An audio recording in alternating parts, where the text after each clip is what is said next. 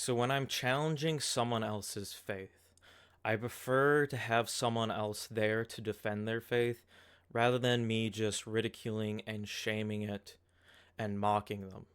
Because for political reasons, I take a position to be above confession, and graciously I was given the opportunity to get in a little bit of a debate with Dyer about Eastern Orthodoxy. However, and unfortunately, this debate divulged down to me just being booted and blocked. So that's why I'm making this video, to give you a little bit of a tidbit into why I'm not Eastern Orthodox. So let's watch this debate. 20, almost 25 people in line. So today I'm giving a precedent to Protestants who disagree. If you're a Protestant who disagrees, raise your hand. You can ask questions, but if you would like to debate, please keep it to making arguments. That means that you actually give the basis for your position. You don't just keep asserting your position over and over. You tell us why your position is true. So hopefully you have some idea about what it means to make an argument, not trying to be rude to you. Let's see. Somebody's raising their hand. We got so many people in here. Let's see. King's Fool. Okay, so this is the guy I unmuted.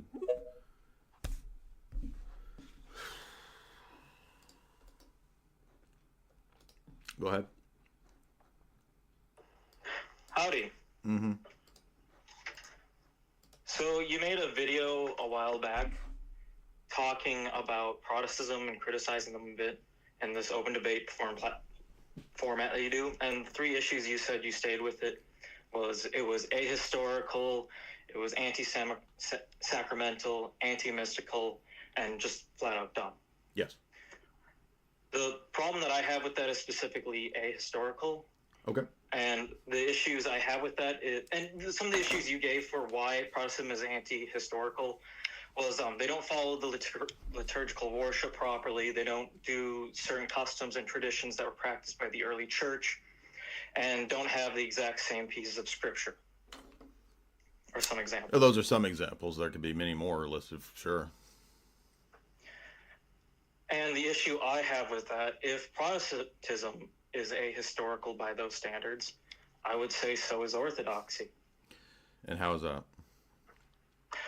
Well, for starters, Constantinople fell in 1453. You can't be serious that this is an argument, that you think this is an argument? It's the start of one, yeah. What does this have to do with the theology? With the This theology, is why I blocked this guy, because this is too dumb. I mean, are you serious? To do with the Synodicon. The Synodicon of Orthodoxy? Yeah, because I believe in the Synodicon of Orthodoxy, and one of the statements you give Thanksgiving, and that is the glorification and of the defenders of Orthodoxy. Am I not mistaken? Probably. I don't remember. It's a giant text. It's a giant text that's different among different branches of Orthodoxy. Right, because different bishops can add their own personal, for example, Metropolitan Seraphim of Piraeus adds the Jehovah's Witnesses to the condemnation text, sure. And it's funny how Jay mentioned that, trying to point out, hey, look at this one aspect that we added, the Jehovah's Witnesses. You surely don't agree with the Jehovah's Witnesses. It's okay if we do these things because you agree that they're not Christian. And I'm not really biting into that or agreeing with that entirely, and I don't get into it because we're here to discuss Eastern Orthodoxy, not question the Jehovah's Witnesses. Mm-hmm. And the problem I have with that is the statement of the defender of Orthodoxy, which originally within the church was the Holy Roman Emperor, as was stated by Anthony, Patriarch of Constantinople in 1393, to a letter to Basil I, the Grand Prince of Moscow, saying, "My son, it is not possible for Christians to have a church and not have an emperor. Church and empire have a great unity and community. It is not possible for them to be separated from one another, for the Holy Emperor is not as other rulers and the governors of other regions. And this is because the emperors from the beginning establish and confirm true religion, Euspia, in all inhabited world, Oikoumenia. They convoked ecumenical councils." You don't even know the word. Yeah, I don't know how to pronounce the word, obviously. And so Orthodoxy is false because Byzantium fell. I mean, it's not just that Venantium fell. Venantium? It's about the... All right. Now we see why I booted this guy. And I was right to boot that guy. This is too stupid to even entertain. So, guys, I know you want entertainment, but when you ask me to bring back Venantium and these kinds of goofballs, it's usually because they're booted for a reason. Ring, ring, ring, ring, ring, ring, ring, ring, banana phone. Boop, boop, boop, boop, ding dong, ding dong, ding dong, ding. Banana phone. I got a feeling that Jay is seething, and this is nothing but a cope. Anyone else call on the banana phone and see if they can get the Bananantine Emperor?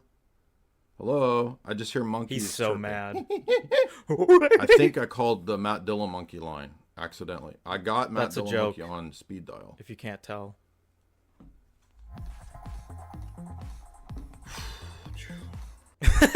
Hold up. Did Jay Dyer just call me a Jew? Let's rewind that a bit.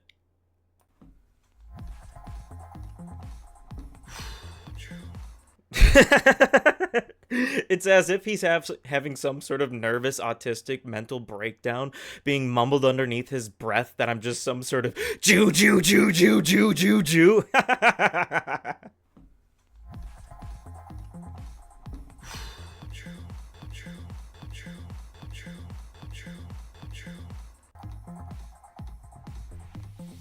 Byzantium fell. I don't know if you guys knew this, but Byzantium fell. So, time to pack it up, Ortho Bros. Your religion's dead. Oh, Jay was not happy about that whatsoever. And that's just it. He's kind of misleading and creating ad homs towards me. It's not really a response to what I was saying. It's just seething and coping. Because the thing is that I was arguing wasn't that Byzantium fell, so Orthodoxy is wrong. I was arguing the church doctrine from Orthodoxy about the defenders of Orthodoxy. But Jay didn't really want to get into that.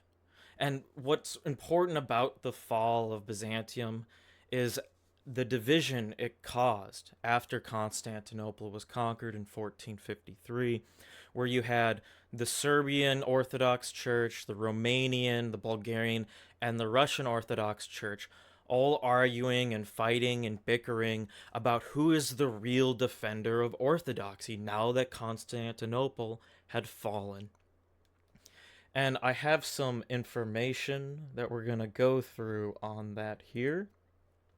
And I see you're probably mind-boggled by this large glob of text that you really can't read and understand, but I'll follow you through with this. And this is a letter from 1510 by Philotheus of Pskov, who sent it to the Grand Duke Vasily III of Moscow. We have some information quick on him here. He was born 1465, 1542 he died. Was a Huguenon of the Lachlan Monastery near Pskov in the 16th century. He is credited with authorship of the Legends of the White Cowl and the Moscow Third Rome Prophecy, details of which are very scarce. He is popularly known as the presumed author of the concept of Moscow the Third Rome. Philotheus set out this thesis in his letters to the priests and Grand Duke Vasily III. So let's read this letter where he predicts that Moscow and Russia will become the Third Rome. Starting right here. The Church of Old Rome fell because of the impiety of the Apollinarian heresy. The Church of the Second Rome, Constantinople, was smitten under the battle axes, here, of the Garantes. But this present Church of the Third New Rome, of thy sovereign empire, the Holy Catholic Apostolic Church, shines in the whole universe more resplendent than the sun.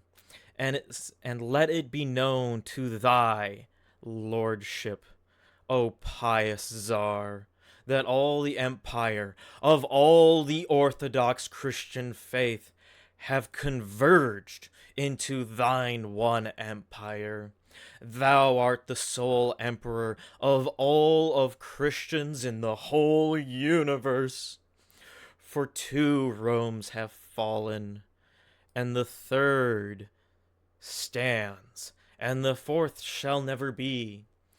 For thy Christian empire shall not devolve upon others. Referenced by Cyril Timurov, Moscow, the 3rd Rome. But it was a letter from Philotheus of Pskov. So he's saying Rome is the future. You are the new defender of orthodoxy. And this is held in Orthodox Christian faith across the planet here in different forms and ways. But the thing is about the Russian holding of this belief in their doctrine is that they still currently hold that position today. And we can go to that representation of that position here, which is a statement made by Patriarch Kirill about the conflict in Ukraine and why they're doing. It was giving March 27th, 2024. And we're talking about the special military operation. A special military operation is a new stage of national liberation struggle of the Russian people against the criminal Kiev regime and the collective West behind it, which has been waged in the lands of southwestern Russia since 2014. In the course of the SVO, the Russian people with weapons defend their lives, freedom, statehood, civilizational, religious, national, and cultural identity, as well as the right to live on their own land within the borders of a single Russian state. From a spiritual and moral point of view, a special military operation is a holy war. A holy war in which Russia and its people defending the one spiritual space of the Holy Russia fulfill the mission of the hiding that protects the world from the onset of globalism. It's the globalists! And the victory of the West that fell into Satanism, accusing the West of devil worship. And we'll go on and continue this in the 2nd paragraph of the 2nd part here. The highest meaning of the existence of Russia and the Russian world created by it, their spiritual mission, is to be the world's stop, who protect the world from evil. Protect the true faith, the defenders of orthodoxies, fighting back the evil to protect that is which valuable to them. The historical mission is to repeatedly bring down attempts to establish universal hegemony in the world. Attempts to subordinate humanity to a single evil one on the beginning. So, the Orthodox Christian faith obviously disagrees amongst them about who or what is the true defender of orthodoxy. I can't imagine the Ukrainian Orthodox Church actually agrees with that Russia is defending the world from evil while they invade their nation. It's kind of ridiculous, to say the least. And this is important for many reasons, because we've actually witnessed this change about what is the defender of orthodoxy and who is the defender of orthodoxy many times over. You know, we have Emperor Theodosius, Emperor Justinian, and we also have Saint Athanasius, who was the originator of this concept, because he was the defender of the Nicene Creed, the defender of orthodoxy against the Arian menace. And that's where this whole concept really originated, you know? Jay doesn't want to get into this because he can't argue the historicity behind this concept of church doctrine, which he holds and believes to be true, but changing. And that the reason why he can't argue it is because it wasn't taught by Jesus and the apostles. They didn't teach they were the true believers, they were the true faith, and that they were the defenders of orthodoxy. They themselves, as the man they were. No, this wasn't held as early church doctrine. This was something that was implemented and instituted much later on. And there's a lot of proof of why this piece of church doctrine is incorrect and wrong. And we don't need to go into scripture to do that. We can just look at what's happened during the timeline of the existence of the Russian Orthodox Church. We can get into the fall of Constantinople and the many divisions afterwards that unfolded because Constantinople fell. We can get into then how Russia turned its back on the Orthodox Church and destabilized its patriarchy and burned it away with Peter the Great. And we can then get into, from that point on, to discuss how communism came into existence within Russia and how Stalin himself introduced and re-implemented the Russian Orthodox Church. So, I hope you enjoyed this video and see why, one of the reasons why, I'm not Orthodox Christian. So I've been the King's Fool, and I hope you all have a good one.